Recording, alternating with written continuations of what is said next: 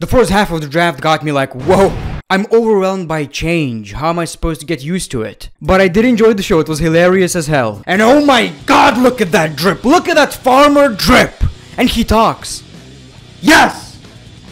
Yes. And that little wink. Woo! Am I watching WWE or adult entertainment right here? And I desperately need one of these. So we just saw the first half of the WWE Draft 2021 and it was boring as expected. Obviously, WWE don't want to be creative even though they gotta do the draft once a year. I know a lot of people shit on the computers.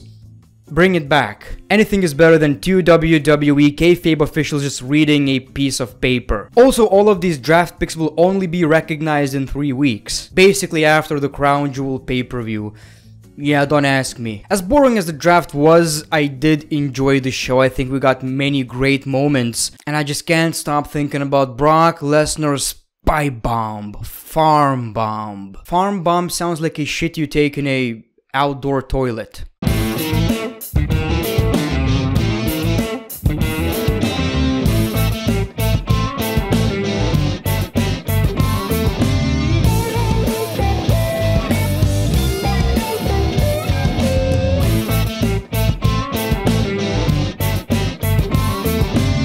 Welcome back to the channel. Let's talk about the WWE Draft 2021. We see Sonya Deville and Adam Pearce. And the first draft pick for Friday Night SmackDown is Roman Reigns. I'm fine with it. You know, I love SmackDown and Roman Reigns definitely adds a lot to the show. But I gotta say, Monday Night Raw needed Roman Reigns a lot more. They desperately needed Roman Reigns, but I get it. Fox don't want to lose one of the biggest superstars. And Pat McAfee was really excited about this one. The second draft pick is the WWE Champion Big E going to Monday Night Raw. Or staying on Monday Night Raw. I like how the crowd popped. As if we got any changes. The third draft pick is the Raw Women's Champion Charlotte Flair going to SmackDown. So Charlotte Flair is a Raw Women's Champion. And I'm pretty sure she's going to lose the championship at Crown Jewel or whatever. Because we're not getting a Raw Women's Champion on SmackDown, that's for sure. Bianca Belair is going to Raw. Well, I can't complain. Raw desperately needs a better women's division, and Bianca Belair is one of the biggest female superstars in the WWE at the moment, so I can't really complain. I think she will add a lot to the Monday Night Raw's women's roster. So these are the first picks. Now that doesn't necessarily mean that Becky didn't get drafted, you know, as one of the first draft picks. Only half of the roster can be drafted during this show, which is a stupid idea. I absolutely hate it.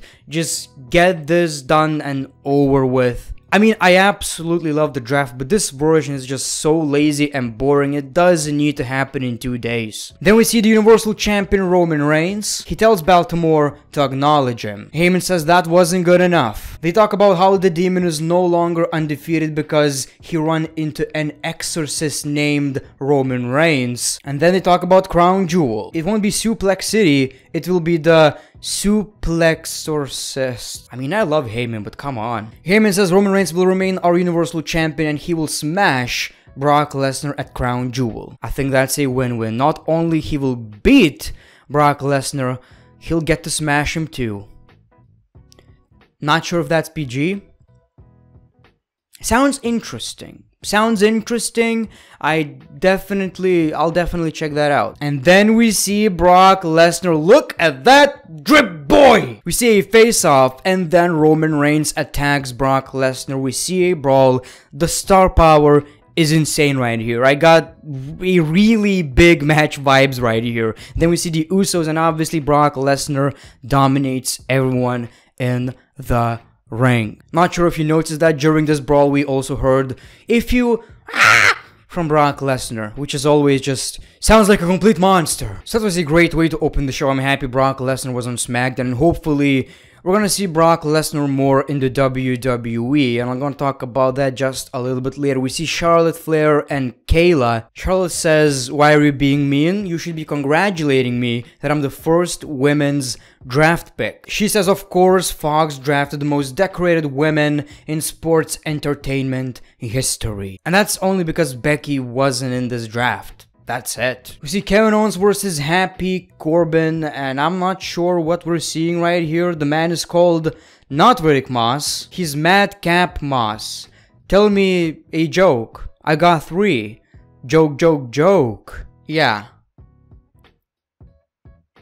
Not sure how I feel about this. So we see the match, and obviously during this match, Madcap or whatever Moss distracted Kevin Owens a couple of times and, you know, ultimately cost him the match. Happy Corbin wins the match. I bet he's happy. We see Adam Pearce and Sonya Deville, and we're ready for more drafts. Ooh, this is exciting. Read that paper.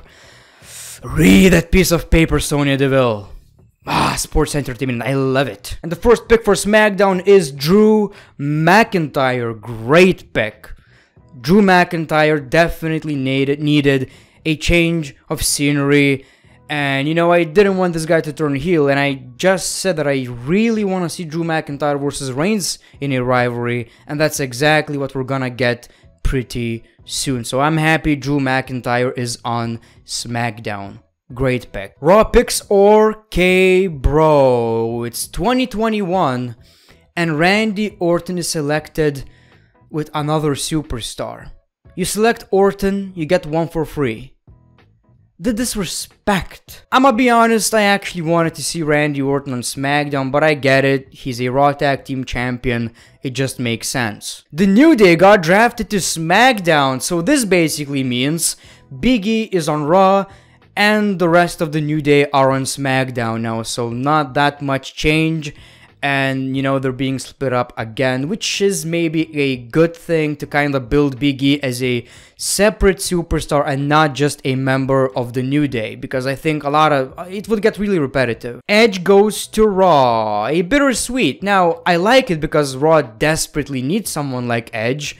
You know, now I'm gonna be interested because Edge is one of the best storytellers in the WWE, and at least we're gonna get something entertaining. The negative is, I've always felt like he's a SmackDown guy, so yeah, that's kinda unfortunate. We see Edge in the ring, and he says SmackDown is my home, but I'm happy to be on Raw too to face new challengers. Edge says the only reason Seth Rollins challenged me is because he knows I'm not 100%. Rollins would have an advantage in a match, but he also knows what kind of a man Edge is. He knows he would have to show up and answer the challenge. Edge calls Rollins to the ring, but Rollins appears on the big screen and he is in Edge's home. Edge runs to the back to call Beth, and we see Seth Rollins having a lot of fun. Now, I found this entertaining, him making fun of, you know, Edge's daughter's paintings and stuff, taking food out of his fridge, and just getting cozy, you know, just enjoying himself. I absolutely love this. I just think something was missing. I think we needed some damage. Break a window, dent a fridge, clean your shoes in their bed. Edge talks to Beth, you know, tells them not to go home and says, I'm calling Daniel and David to go home and deal with Rollins. Oh my god. I feel so sorry for Seth Rollins right now. I know he's a bad person, but Daniel and David? No, Edge, come on, Edge. That's way too far. Do not send Daniel and David. Matt McAfee said Daniel and David? Call the police? Nah, that's only because you don't know what kind of men are Daniel and David. So this storyline is not ending anytime soon. It's also pretty good, I'm not complaining. It's really good.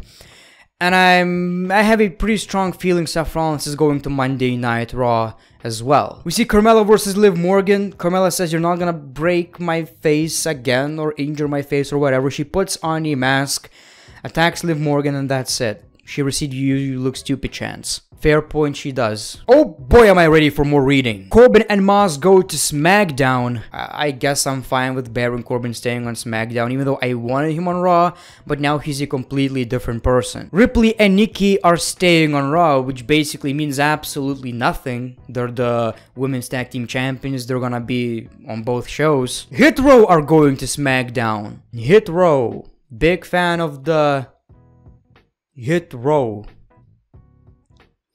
Who the fuck Keith Bearcat Lee stays on Raw? I guess I'm fine with either scenario because Keith Lee versus Big E sounds really good, but I would also love to see Keith Lee versus Roman Reigns, but I guess Keith Lee is a heel right now, so it makes sense for him to stay on Monday Night Raw. We see the New Day and the Street Profits versus Ziggler, Roode, Otis, and Chad Gable. I'm not saying it wasn't entertaining. Obviously, it was fast-paced, a lot of moves. Fun stuff. It's just that, yeah, it was kinda unnecessary, and the babyface team won the match. More reading, people. We're about to get more reading. Sonya Deville says, "Not my choice. Naomi is on SmackDown." Obviously, we are about to see this rivalry, so then again, Sonya Deville is on both shows.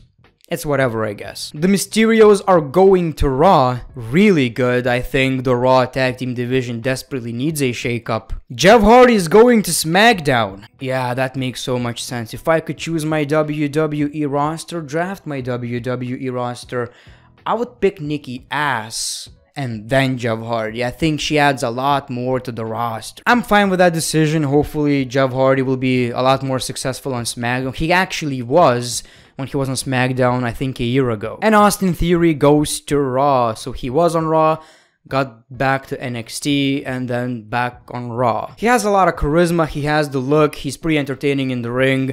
Hopefully, we're about to get a new big star on Monday Night Raw. And that was your WWE draft. These are the draft picks. I'm fine with them, I guess. I don't really want to complain about the draft picks too much. It's not even finished. For me, the biggest problem is the delivery. It sucked. It's boring. You gotta do this once a year and you can't figure it out. Why are we not having general managers still? Then we see Jeff Hardy about to get interviewed. We see Brock Lesnar and Jeff Hardy's like, got it. Now, even though commentators didn't tell you that, I'm pretty sure they were farming before the show. Are we live? He takes the microphone and she leaves. I have a public announcement to share. I want to thank my good friend Paul Heyman, and now I'm a free agent, all because of Heyman. And because of that, Brock Lesnar gets to do what Brock Lesnar wants to do. He drops the mic and winks. Wow, okay. Yeah, Brock Lesnar is a free agent. By the way, I absolutely love when Brock Lesnar talks. It's just so weird and I love it. I absolutely love it. Makes things a lot more interesting and personal. Now, Brock Lesnar being a free agent, I don't like this idea that much. But I gotta say, if anyone can be a free agent, it's definitely Brock Lesnar. So I'm not gonna complain too much. And then we see this. Roman Reigns looks at Paul Heyman. We don't see Heyman's face yet. You good friends with Brock Lesnar? And we see Paul Heyman's face. That was absolutely hilarious. And Roman Reigns basically tells him to go to Raw and make sure the Usos are on SmackDown. He tells the Usos to go with him. And if they're not on SmackDown, just leave him on Raw. Dude, when I saw Paul Heyman's face, I was laughing my ass off. That was one of the funniest wrestling moments of the year. I don't know if it was intentionally funny, but look at the man. Not happy Heyman. And in the main event, we see Bianca Belair versus Sasha Banks. Wrestlemania rematch.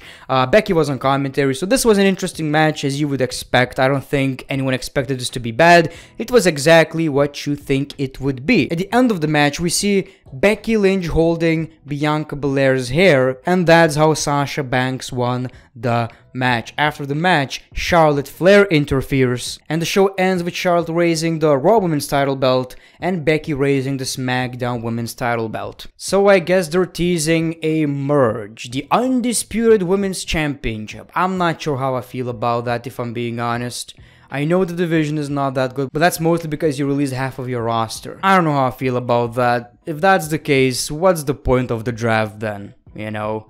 So this was your SmackDown, like I've said, a very entertaining show, although I absolutely hate how boring the actual draft is. But thank you for watching this video. By the way, I'm gonna try out a lot more different content because I feel like I've been staying in the same place, and for the most part I'm just doing Raw, SmackDown, AEW, pay-per-view, and it kind of gets repetitive. So you will see some 2K stuff, which I know may not look like the content that I would make, but I believe I'm different enough, so these videos are basically gonna look different because of my style of comedy and my personality. We'll see. Thank you for watching The Great One. Peace, love, and hugs. It's been a pleasure.